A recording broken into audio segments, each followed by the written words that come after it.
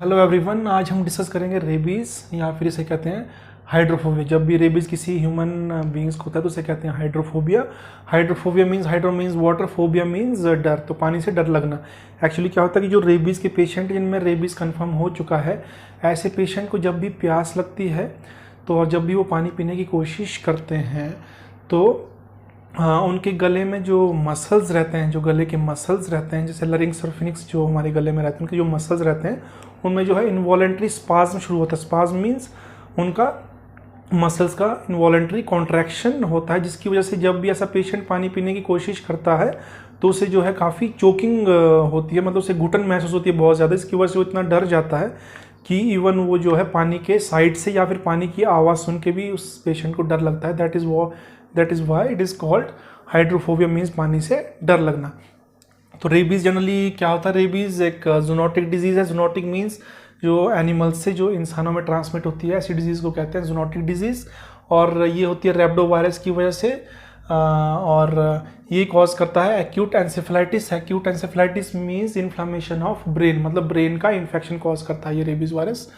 और virus present in infected animal saliva. Generally जो भी रेबिड एनिमल्स रहेंगे, जब भी वो उनके क्या है कि उनके सलाइवा में उनकी जो लार होती है उसमें रहता है रेबीज़ वायरस। और ऐसे रेबिड एनिमल जब भी इंसानों को काटते हैं तो वो क्या है कि वहाँ पे अपने वायरस को उस जख्म में या फिर वो वहाँ जहाँ पे भी बाइट किया वहाँ पे वायरस को छोड़ जाते हैं। फिर वायरस वहाँ से क्या करता है, नर्व्स के थ्रू, न्यूरॉन्स के थ्रू क्या करता है, ब्रेन तक पहुँचता है और ब्रेन को अफेक्ट करता है।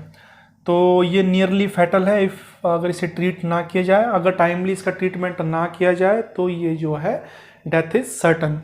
और वायरस इन्फेक्ट करता है सीएनएस को, central nervous system, that means brain and spinal cord, and death is certain अगर टाइमली इसे ट्रीट ना किया जाए। और अगर इसकी मॉर्फोलॉजी की बात की जाए तो ये दिखता है बिल्कुल बुलेट की तरह, जैसे कि एक गोली की तरह दिखता है, बुलेट की तरह। तो इसको लिख देते हैं बुलेट शेप। तो रेबीज़ वायरस जो है बुलेट की शेप की तरह दिखेगा।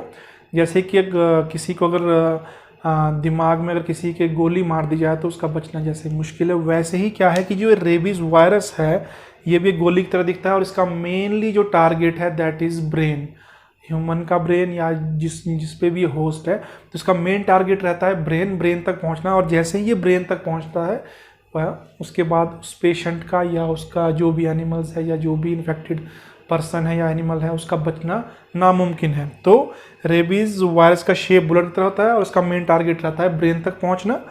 और अगर हम इसकी शेप की बात करें, इसकी अगर इंटरनल इसके बात करें तो ये आरएनए इसका जीनोम रहेगा, और ये आरएनए पॉलीमरेज एंजाइम रहेगा, और इसके बाहर ये स्पाइक्स रहेंगे जो ग्लाइकोप्रोटीन जी से बने होते हैं, और ये मेनली रिस्पॉन्सिबल है वायरुलेंस के लिए। और ये इसकी मैट्रिक्स प्रोटीन लेयर रहेगी जो डॉटेड डॉटेड से दिख रही है, और ये लाइपोप्रोटीन की एनवेलप रहेगी इसके बाहर। तो एक जनरल सा एक इसका मॉर्फोलॉजी के बारे में था। इसका साइज़ रहेगा 180 to 75 नैनोमीटर का साइज़ रहेगा। तो अगर हम बात करें रेबीज़ के होस्ट की, तो जनरली जो सभी तरह के जो मैमल्स हैं ये होस्ट हैं इसके रेबीज़ वायरस के। तो इसमें mainly dogs, bats, raccoons, foxes, cats and cattles and many more, ये सभी जो हैं मेनली ये जो हैं ये बहुत ज़्यादा ससेप्टिबल हैं रेबीज़ वायरस के, मतलब इनमें रेबीज़ होने के बहुत ज़्यादा चांसेस हैं, और इक्वली चांसेस हैं कि ये जो है रेबीज़ वायरस को इंसानों में ट्रांसमिट करें। तो ये जो है इंसानों में ट्रांसमिट कर सकते हैं रेबीज़ को। और कुछ नॉन मैमल्स हैं like birds, snakes and fishes, ये रेजिस्टेंट रहते हैं रेबीज़ के, इनमें कोई रेबीज़ नहीं होता। तो अगर हम प्रेवलेंस की बात करें, प्रेवलेंस ऑफ रेबीज़ की, रेबीज़ वर्ल्ड वाइड कितना इसका अक्रेंस कितना है, कहाँ कहाँ है, तो जनरली मोर देन 150 कंट्रीज़ में रेबीज़ पाया जाता है या है। और डाटा के अनुसार अगर एनुअली जो है 50 से 60,000 डेथ जो है एनुअली रेबीज़ के कारण या हाइड्रोफोबिया के कारण होती है। और इसमें से 95% जो डेथ है वो अकेले अपने एशिया और अफ्रीका रीजन में होती हैं। और अगर इसे ट्रीट ना किया जाए टाइमली तो ये जो है नियरली ये फैटल है। और 99 ये भी पाया गया कि जो 99% केसेस हैं जो भी रेबीज़ के या हाइड्रोफोबिया के और जो डेथ्स के जो ह्यूमन पॉपुलेशन में, वो उसके लिए सिर्फ और सिर्फ जो है डॉग बाइट, मतलब एक डॉग जो है रिस्पॉन्सिबल है mainly 99% of death of the rabies. बाकी इक्का दुक्का जो 1-2% है वो जो है बाकी जो एनिमल्स हैं उनके कारण हो सकती है, बट 99% जो डेथ्स हो रही हैं वो अकेले जो है डॉग्स के कारण या डॉग बाइट के कारण, जो रेबी डॉग बाइट के कारण हो रही है। और एक ये भी अनुमान है कि अगर टाइमली जो है वैक्सीनेशन ना किया जाए या एंटी रेबीज सीरम ना दिया जाए ऐसे पेशेंट को, तो जनरली 3.5 लाख डेथ्स जो है एनुअली ग्लोबली हो सकती हैं अगर जो है टाइमली ट्रीटमेंट ना दिया जाए। तो अब हम बात करेंगे पैथोजेनेसिस ऑफ रेबीज़ की। ये रेबीज़ जो है किस तरह से स्टार्ट होता है, किस तरह से ये डिजीज़ होता है। तो जनरली ये स्टार्ट होता है बाइट फ्रॉम द रेबीड एनिमल। कोई भी जनरली तो डॉग ही मेनली जो रीज़न है फॉर रेबीज़ के लिए। तो जब भी कोई रेबीज़ या रेबिड जो डॉग होगा तो bite from the rabid animal, suppose dog है, तो उसे कहते हैं एक्सपोजर। मींस आप एक्सपोज हुए उस वायरस के लिए। तो क्या हुआ कि जब भी एक रेबिड डॉग ने आपको काटा, सपोज काटा, तो उसने क्या किया कि वायरस वहाँ पे शेड कर दिए at the site of bite. तो उसके बाद दूसरा स्टेज होता है मल्टीप्लिकेशन ऑफ वायरस, या इसको कहते हैं इंक्यूबेशन पीरियड। इंक्यूबेशन अब क्या है कि जहाँ पे उसने काटा है, डॉग ने काटा है, तो वहाँ पे उसने वायरस शेड कर दिया। तो उसके बाद क्या है कि इंक्यूबेशन पीरियड स्टार्ट होता है। वायरस इंक्यूबेशन पीरियड मींस जब आपकी बॉडी में वायरस एंटर हुआ एंड आपको पहला सिम्टम आया डिजीज़ का, उसके बीच का जो पीरियड रहता है that is called incubation period. ऐसा नहीं है कि अभी आपको किसी पागल कुत्ते ने या रेबीज डॉग ने काटा और थोड़ी देर में ही आपको सिम्टम आ गए और आपको रेबीज़ हो गया, ऐसा नहीं होता है। वायरस भी वो अपना टाइम लेगा, वो भी मल्टीप्लाई करेगा, अपने आप को रेडी करेगा और फिर वो टारगेट ऑर्गन तक पहुंचेगा, तभी जो है सिम्टम आएंगे। तो उसका जो पूरा जो पीरियड रहता है at the time of entry of the virus and the first जो सिम्टम आने के बीच जो टाइम है that is called incubation period. तो या फिर इसको बोलते हैं मल्टीप्लिकेशन ऑफ द वायरस या फिर इंक्यूबेशन पीरियड। तो इंक्यूबेशन पीरियड जो है मिनिमम 20 से 90 डेज रहेगा जनरली, और ये मिनिमम 1 वीक भी रह सकता है या मैक्सिमम ये 3 ईयर, जो कि रेयरली केसेस में रहता है, और ये 3 ईयर तक भी रह सकता है। तो इंक्यूबेशन पीरियड भी डिपेंड करेगा कि आपका साइट ऑफ जो बाइट है वो कहाँ पर है शरीर में। सपोज अगर मैं यहाँ पर वैसे ही मैं एक को बना देता हूँ,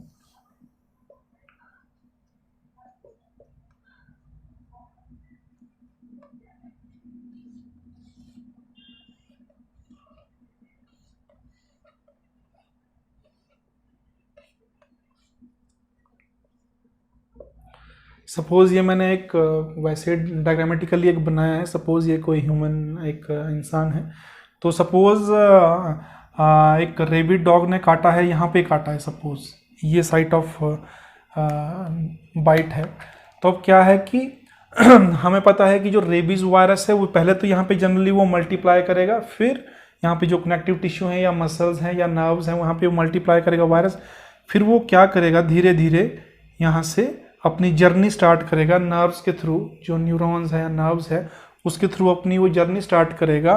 कहाँ के लिए? ब्रेन तक पहुँचने के लिए, कि ये ब्रेन है, यहाँ तक पहुँचने के लिए वो अपनी जर्नी स्टार्ट करेगा। और इसकी जो स्पीड होती है वायरस की, जो जर्नी वायरस की जो स्पीड होती है वो होती है 3 मिलीमीटर पर आवर। इतनी स्पीड से ये जो है ट्रेवल करता है नर्व्स में जो वायरस है। तो ये वायरस जो है धीरे धीरे यहाँ ब्रेन में पहुँचता है। तो यहाँ से लेके यहाँ तक पहुँचने के लिए वायरस को 20 से 90 दिन जनरली लगते हैं, या फिर इससे ज़्यादा लग सकते हैं, 4 महीना, 5 महीना, साल, वो डिपेंड करता है। पर जनरली जो है 20 से 90 दिन जो है लगते हैं। और 1 वीक भी लगता है। 1 वीक कब लगेगा? अगर सपोज बाइट आपके यहाँ पे या तो फेस में बाइट आपको किया है डॉग ने, तो यहाँ से अगर यहाँ बाइट किया है तो यहाँ से ब्रेन तक पहुँचने में जो है बहुत ही कम डिस्टेंस है। तो ये एक बार ब्रेन में यहाँ पहुँच गया तो सिम्टम जो है एक्चुअली आपको जो है विदिन 1 वीक में ही सिम्टम आ जाएंगे। अगर आपको यहाँ पैर में सबसे नीचे कहीं काटा है तो यहाँ से यहाँ तक पहुँचने में वायरस को कुछ टाइम लगेगा, तो फिर वो जो है 20 से 90 दिन लगेंगे, थोड़ा ज़्यादा टाइम लगेगा। अगर आपको यहाँ फेस पे या गर्दन पे कहीं पे काटा है तो यहाँ से ब्रेन तक पहुँचने में उसे थोड़ा ही टाइम लगेगा, क्योंकि अगर इधर कहीं काटा है तो यहाँ से ब्रेन तक पहुँचने में बहुत ही कम टाइम लगेगा। तो दैट्स वाई इसका इंक्यूबेशन पीरियड 1 वीक भी हो सकता है और दूसरा ये है कि सपोज बच्चे हैं, अगर बच्चे हैं, अब बच्चे जनरली उनका साइज छोटा रहेगा, तो बच्चों में भी क्या है कि इंक्यूबेशन पीरियड जो है कम रहता है। अगर बच्चों में काट गया, सपोज इधर काट गया, कहीं भी काट गया, तो इनके बीच, ब्रेन के बीच जो डिस्टेंस है, ब्रेन तक पहुंचने की जो डिस्टेंस है वो बहुत कम है एज कम्पेयर टू एडल्ट। तो बच्चों में भी क्या है कि इंक्यूबेशन पीरियड जो है कम रहता है, मतलब जल्दी ही वायरस जो है ब्रेन तक पहुंचता है एज कम्पेयर टू एडल्ट।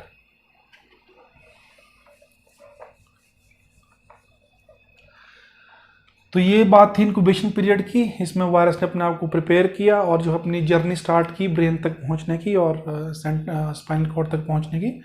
तो उसके बाद तीसरा स्टेज आता है spread of virus through nerve ending to central nervous system. अब जब यहाँ पे वायरस मल्टीप्लाई होके फिर ये क्या करता है कि धीरे धीरे नर्व्स के थ्रू 3 मिलीमीटर पर आवर की स्पीड से जो है ब्रेन की तरफ चलना स्टार्ट करता है।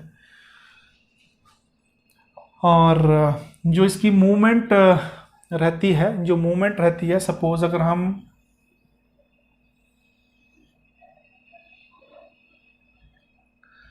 अगर हम बॉडी का एक तरह से एक ट्रांसफर सेक्शन लिया है, मैंने टीएस लिया है, सपोज ये बॉडी है और ये ब्रेन है, सेंटर में ये ब्रेन है।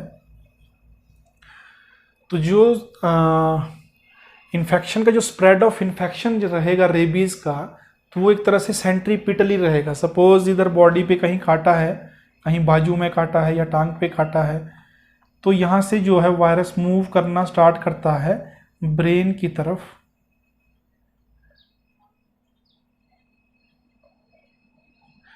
तो इसे कहते हैं सेंट्रीपिटल स्प्रेड ऑफ इन्फेक्शन। मतलब ये जो है एक सेंटर की तरफ, इसका टारगेट मेनली वायरस का क्या है, ये ब्रेन है, तो वायरस का टारगेट मेनली ब्रेन है। तो ये सेंट्रीपिटली जो है ब्रेन की तरफ अपनी ट्रैवलिंग कर रहा है। तो ये इस इन्फेक्शन स्प्रेड को कहते हैं सेंट्रीपिटल स्प्रेड ऑफ इन्फेक्शन। तो ये जो है इसमें मेनली जो है इसके बाद जो वायरस की जो है मेनली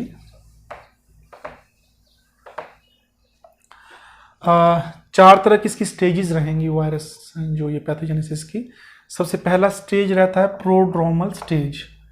ये स्टेज तब है जब वायरस जो है पहली बार जो है ब्रेन में एंटर करता है। जब ये ब्रेन में एंटर करता है तो उस स्टेज को कहते हैं प्रोड्रोमल स्टेज। इसमें वायरस क्या करता है, ब्रेन में पहुंच के वहाँ पे मल्टीप्लाई करना स्टार्ट करता है। और ये रहता है स्टेज आपका 2 से लेके 10 दिन के बीच का, मतलब 2 से 10 दिन के बीच ये वायरस जो है ब्रेन में पहुंच के मल्टीप्लाई करेगा। उस बीच में आपको जो है कुछ मैलेस या फिर कुछ अनईजी या अनकंफर्टेबल या कुछ वीकनेस आपको लगेगा, या फिर कुछ फीवर या हेडेक आपको रहेगा, मतलब एक फ्लू लाइक सिम्टम रहेंगे, या फिर आपकी जो साइट ऑफ जो बाइट है वहाँ पे हो सकता है आपको पेन मतलब महसूस हो। तो उसके बाद रहेगा एक्यूट एनेसेफेलाइटिक फेज। अब इस फेज में क्या होता है, ये रहता है फेज 2 से 10 दिन के बीच का। इस फेज में क्या है कि जो वायरस है वो मल्टीप्लाई कर गया है ब्रेन में अच्छे से। अब उसने क्या किया है कि वहाँ ब्रेन से वो जो है, अब सपोज में अगर आपको टीएस, ये ब्रेन है, ये बॉडी है आपकी, ये बॉडी है, ये ट्रांसफर सेक्शन लिया है मैंने, ये ब्रेन है। अब यहाँ पे वायरस मल्टीप्लाई कर गया है ब्रेन में अच्छा खासा। तो अब क्या है कि ये जो है यहाँ से पूरी बॉडी में ये जो है स्प्रेड होना शुरू हो जाएगा, और इसको कहते हैं सेंट्रीफ्यूगल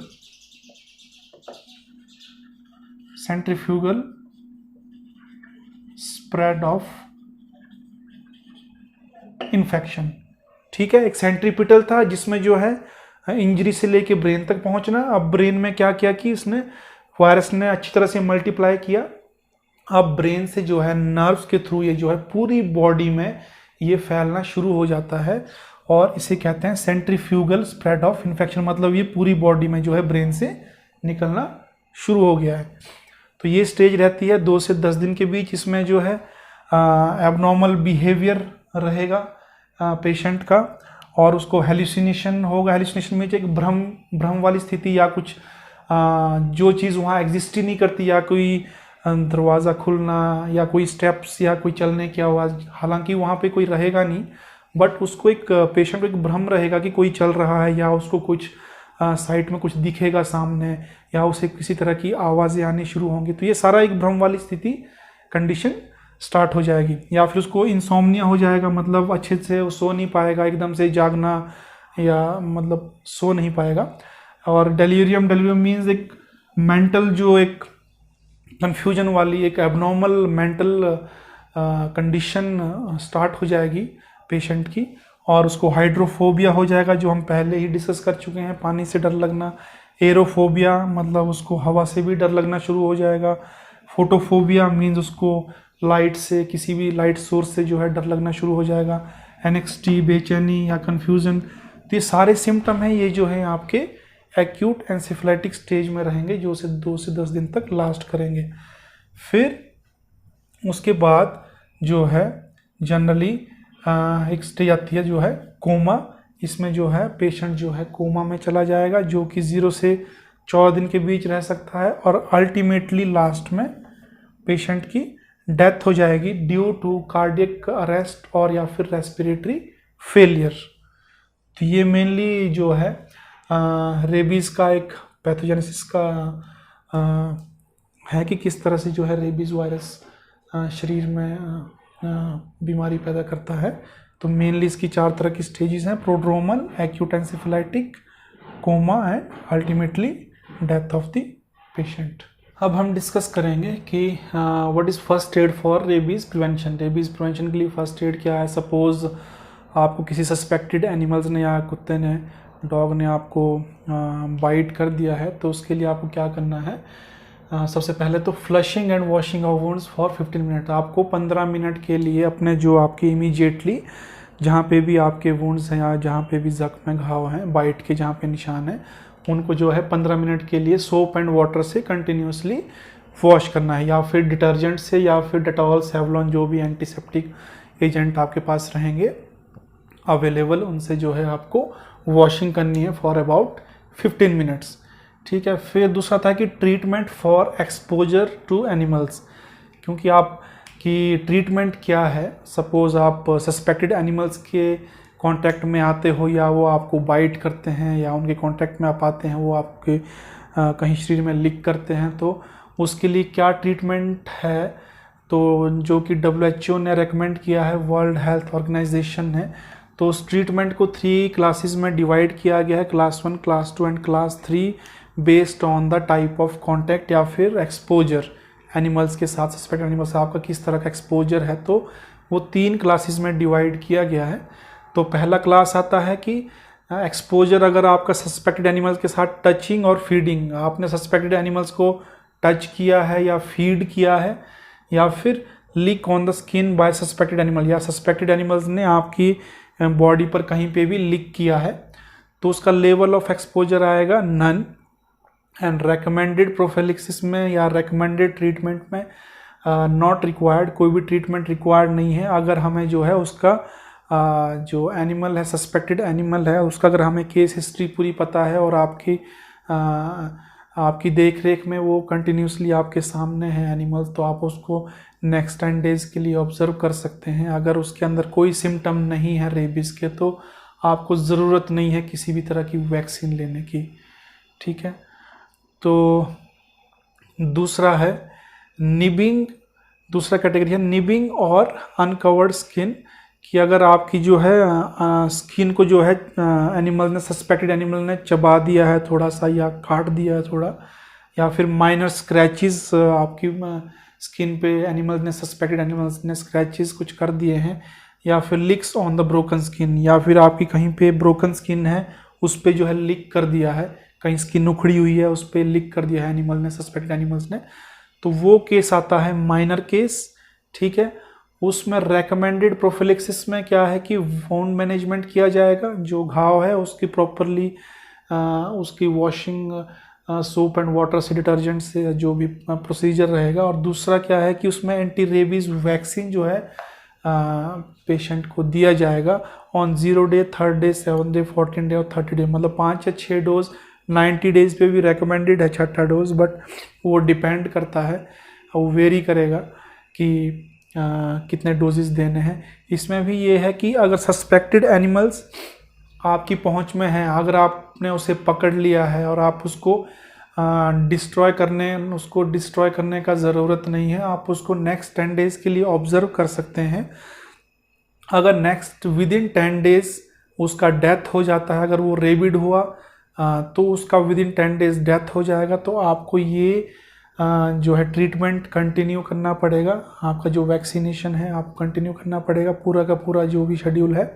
अगर आपका जो एनिमल है, सस्पेक्टेड एनिमल, वो 10 दिन के अंदर अगर उसका डेथ नहीं होता है, वो फिट एंड फाइन है आफ्टर 10 डेज, तो आपको ये वैक्सीनेशन डिसकंटिन्यू कर सकते हैं। आपको वैक्सीनेशन करने का नेक्स्ट कैरी फॉरवर्ड करने का आपको ज़रूरत नहीं है, आप वैक्सीनेशन को डिसकंटिन्यू कर सकते हैं, ठीक है, बिकॉज आपका जो एनिमल्स है वो रेबिड नहीं है, वो बिल्कुल हेल्दी है, ठीक है। फिर तीसरा केस आता है कि अगर सस्पेक्टेड एनिमल्स ने आपको बुरी तरह से बाइट कर दिया है, ट्रांसडर्मल बाइट्स और या फिर स्क्रैच कर दिया है, बहुत गहरे घाव कर दिए हैं, या फिर आपकी जो म्यूकस मेम्ब्रेन है, जैसे म्यूकस मेम्ब्रेन हमारे मुंह में रहती है, नाक में या फिर गले में, विंड पाइप में, अगर म्यूकस मेम्ब्रेन के डायरेक्ट कांटेक्ट में सलाइवा आया है सस्पेक्टेड एनिमल्स का, या फिर सस्पिशियस कांटेक्ट विद बैट्स के साथ किसी तरह का सस्पिशियस कांटेक्ट हुआ है, तो वो आते हैं कैटेगरी क्लास 3 में। तो ये है सीवियर एक्सपोजर इसे माना गया है। एंड इसमें सबसे पहले वुंड मैनेजमेंट होगा, जो भी आपके घाव हैं उनका प्रॉपरली मैनेजमेंट होगा, उनकी प्रॉपरली क्लीनिंग होगी या एंटीसेप्टिक अप्लाई किया जाएगा। उसके बाद पेशेंट को एंटी रेबीज वैक्सीन दिया जाएगा, जो कि 5 या 6 डोजेज रहेंगे, 0, 3rd डे, 7, 14, 30 डे। और फिर साथ में उसे जो है एंटी रेबीज सीरम दिया जाएगा, जो कि रेडीमेड एंटीबॉडी है, जो कि हॉर्स में या फिर ह्यूमन बींग्स में प्रिपेयर की जाती हैं, तो वो दिए जाएंगे। पर इस केस में भी क्या है कि अगर सस्पेक्टेड एनिमल्स जिसने आपको बाइट किया है या स्क्रैच आपकी बॉडी पे डाले हैं, अगर वो एनिमल्स आपने पकड़ लिया है तो आप उसको ऑब्जर्व कर सकते हैं नेक्स्ट 10 डेज के लिए। अगर वो विद इन 10 डेज अगर वो रेबिड हुआ तो विद इन 10 डेज उसका डेथ हो जाएगा, ठीक है। तो आपको ये सारा प्रोसीजर फॉलो करना पड़ेगा। अगर वो 10 दिन के बाद भी वो एनिमल हेल्दी रहता है, उसमें कोई सिम्टम नहीं आते हैं, अगर उसकी डेथ नहीं होती है, वो प्रॉपर हेल्दी है, तो आप ये ट्रीटमेंट डिसकंटिन्यू कर सकते हैं, आपको इस ट्रीटमेंट का ज़रूरत नहीं है। अगर सस्पेक्टेड एनिमल जिसने भी आपको बाइट किया है या लिक किया है या स्क्रैचेस जिसने भी डाले हैं या कोई निबिंग किया है या काटा है, अगर वो सस्पेक्टेड एनिमल्स आपकी रीच से बाहर है, कोई स्ट्रे डॉग है या कोई स्ट्रे एनिमल है, अगर आप उसे नहीं पकड़ पाए हैं, वो गायब है, आप उसे नहीं ढूंढ पाए, नहीं ऑब्जर्व कर पाए, तो आपको ये ट्रीटमेंट फॉलो करने ही होंगे, वेदर वो रेबिड था या नहीं था। बट आपको एज ए प्रिवेंटिव प्रोफिलैक्सिस के तौर पे आपको ये जो भी शेड्यूल है आपको फॉलो करना ही पड़ेगा।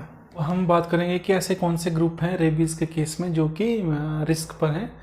तो कई रूरल एरियाज़ हैं इंडिया एज वेल एज़ जो वर्ल्ड वाइड, जहाँ पे जो है टाइमली एंटी रेबीज़ वैक्सीन या एंटी रेबीज़ सीरम जो असेसिबल नहीं है, नहीं पहुँच पाता है, या फिर वहाँ की कई फिजियोलॉजिकल बैरियर्स हैं, या फिर नियर बाय हॉस्पिटल्स नहीं है कोई जहाँ पे ट्रीटमेंट हो सके, या फिर लैक ऑफ नॉलेज है, लैक ऑफ एजुकेशन, नहीं पता है कि क्या ट्रीटमेंट करना है, करवाना है, कहाँ से क्या करवाना है, या फिर नेग्लिजेंस भी कह सकते हैं कि अगर सपोज़ किसी को काट दिया तो उन्हें कोई फ़र्क नहीं पड़ता है या कोई उन्हें कोई ट्रीटमेंट नहीं करवाना है, तो कई ऐसे ग्रुप भी रहेंगे।